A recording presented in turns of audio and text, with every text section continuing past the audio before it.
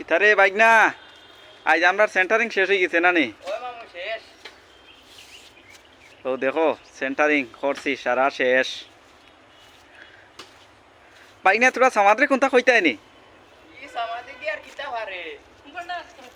নাগাল্যান্ডর ইলা ইলা ইলা পারবো নি বাইক না তা সেন্টারিং ও দেখো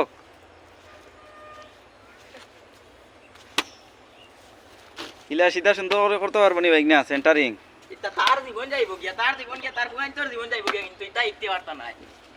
আর বাইক নাই